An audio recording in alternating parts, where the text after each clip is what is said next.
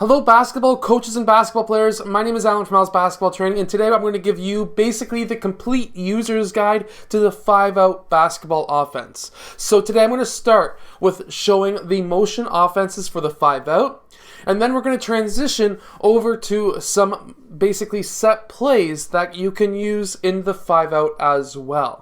Now, a lot of NBA teams do use the 5-out, and the 5-out is one of the easiest offenses that you can teach to a team. I actually recommend teaching the motion 5-out offense to every single age group because it's just something that you can call up really quickly because it's so easy. So let's get down to the clipboard and let's check out these basketball plays.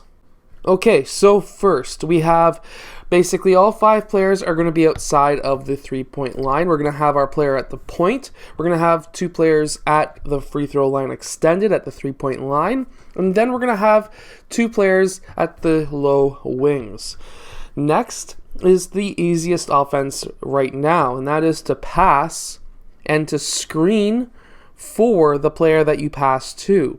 That player is going to use that screen. He's going to fill in that top spot that's open, and player 1 is going to then go and cut towards the rim.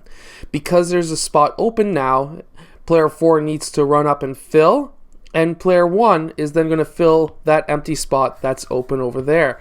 So basically, there's 5 spots on the court, and there always has to be somebody in those spots. If there's not somebody in one of those spots, a player needs to go and fill that spot who's not in a spot. Now, the next play I'm going to show you is player 3. This is called pass and screen away. So player 3 passed over to player 4. He's going to go then screen away to player 2. And player 2 is going to use that screen and pop up to the top. Now, player 3 is in that spot, so he's all set. Now, if you're at the older age group or if you've already taught your team this play, you can have now, instead of just filling that spot, we can now instead have player 3 pass over to player 4. Player 3 can then screen away for player 2, who's going to use that screen. Now, he could be open for a shot, but we're also going to have player 3 roll towards the basket. Now, the idea behind this one is now you're able to stretch the defense. You're going to have 2 opportunities for hopefully an open shot. And now, because this spot is open, player 5 needs to go and fill. And now that spot's open, player 3 needs to go and fill out. Now, you're probably asking what happens if this player has the ball and he passes out of the corner.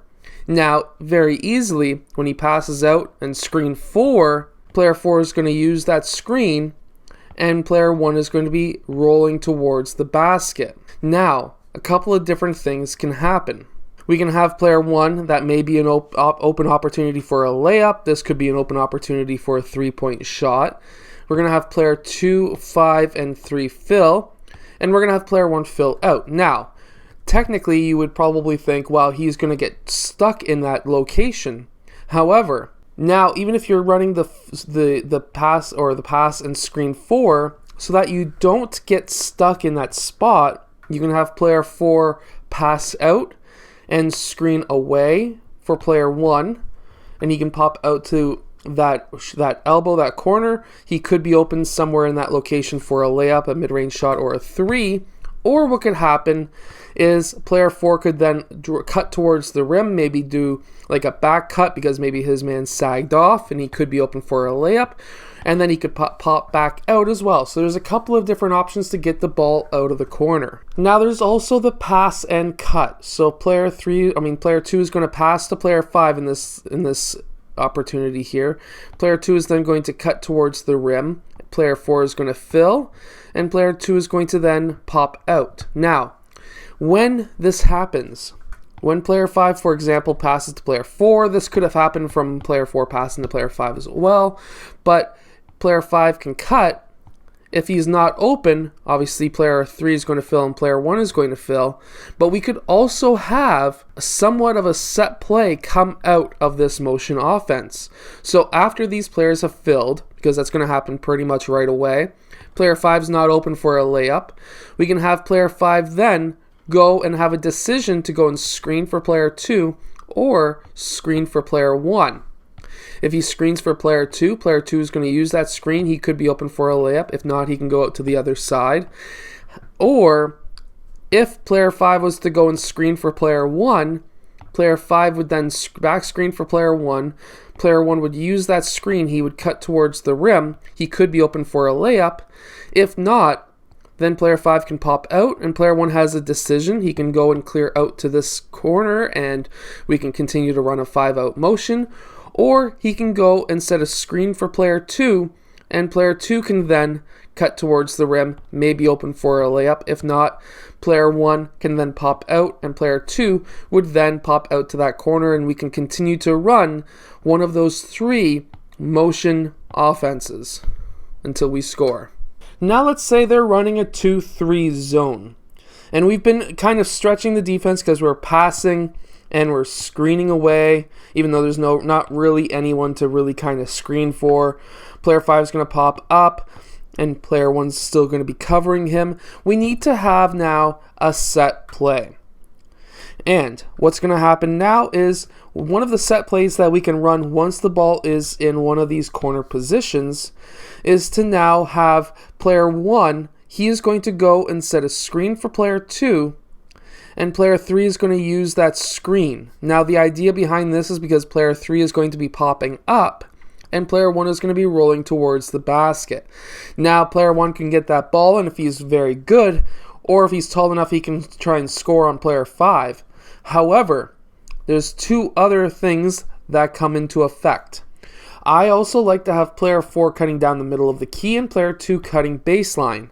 The idea here is now player 4 red can really only defend one of these players really well. So if he sits in the middle, you could go to either one of these 2 players.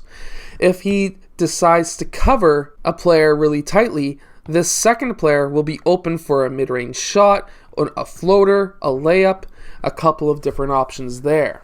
Now another quick option that you can have against a 2-3 zone is to have player 3 and player 2 set a screen for those wing defenders. Those wing defenders will be stuck, and hopefully player 5 or 4 will be open for the mid-range shot. Now, if they get the pass, and let's say player 3 red was able to fight through and cover that shot before it happens, we're going to have player 2 be moving over, player 5 is going to move over, player 4 is going to be moving over. These 2 guys are protecting the paint, so there's not going to be much there. However, player 3 originally made that screen. I want him to pop out to this corner so that now he has that open mid-range or 3-point shot. Now, if he was to roll and go towards the mid-post, that's going to bring player 5 red out.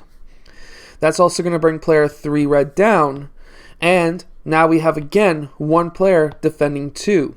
I want player 5 blue to be going to the high post. I want player 2 to be going down towards the net. We now have 2 options for player 4 to defend. Which one is he going to defend? If he defends up top, then that's going to be a quick pass down to player 2 for a layup.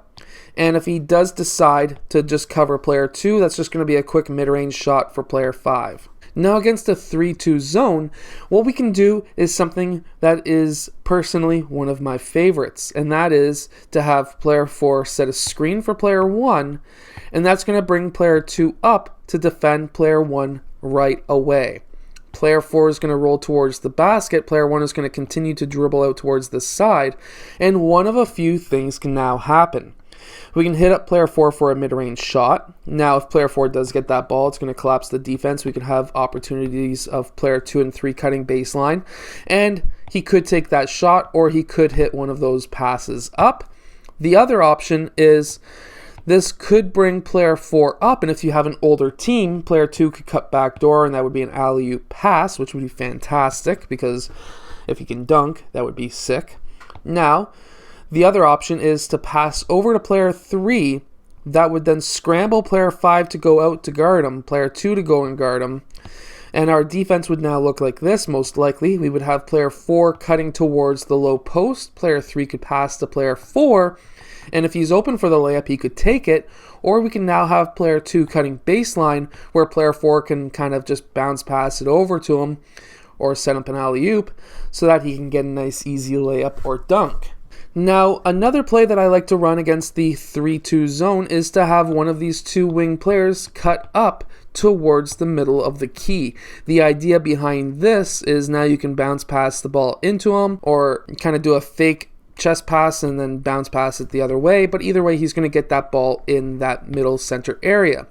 Now, because this is right in the middle of all their zones, if it's a bad defensive team, they could just all totally collapse on him and make your life very easy. Or what could happen is he could get a nice open shot, or if player 5 was to pop up, player 3 could be cutting baseline for a pass and a layup. Or what could happen as well, there could be many different options. Basically, whoever collapses on him, that's just an open opportunity for a shot. If player 2 collapsed, he's an open player. If player 1 collapsed, player 1 is an open player. And there's a couple of different opportunities there. Now, because the Toronto Raptors used a box and won against Golden State in game, I think it was game 2. Yes, it was game 2, and they came back and almost won. I am going to show you a 5-out set play against a box and won. So let's say we have the ball handler up top, the guy who the player 1 is on. What we're going to do is now set a screen for player 1. We're going to set a staggered screen, and this one is actually going to be set on player 2. Player 1 is going to use that screen. That's going to bring player 2 up. However, player 3 is going to be setting that screen. We're going to have player 1 roll around those 2 screens. Now, he could take that set shot. However, I want to collapse these 4 players, and how I'm going to do that is off of this screen, I'm going to have player 3 rolling. He's going to receive that ball because player 5 would have been scrambling up, and player 3 could have an open layup, or if that does collapse, the bottom 2 players, or maybe both players on this side, but most likely player 4 will be the one collapsing onto him. What we're going to have now is an opportunity for 2 shots over here, or if we want layups because maybe player 1 is the only player who was able to get that shot off or a faraway shot off, we're going to have player 2 cutting baseline, especially if player 4 was to pop up, and that's going to allow now player 3 to get an assist and player 2 to get hopefully an easy basket because layups are generally pretty easy. Now against a kind of popular 1-3-1 zone, somehow this is becoming very popular, we're going to have a very easy time. What we're going to do is have player 3 set a back screen on player 2, and we're going to have player 1 dribble over to this side. Now that's going to bring player 5 over, player 4 over, and player 3 over. And I want player 4 to go down into this corner or the mid-range area. Now, personally, I want player 4 to go down to the 3-point corner so that player 1 can get him that pass. Now, he could take that shot, or he could take 1 to 2 dribbles in, which will now pop player 5 right over to guard him. And we're going to have player 2 cutting baseline. I personally like running baseline. They also call it the Russian spot right there behind the backboard because the Russians beat Canada or the US. I can't remember who it was, but they destroyed them behind there. And player 4 will pass to player 2 for that layup. Now, if you're interested in custom-made basketball practice plans, check out the link in the top comment below or in the description. I hope that these basketball plays help your team win more games. If they do, let us know down in the comments, and I'll see you guys again in our next video.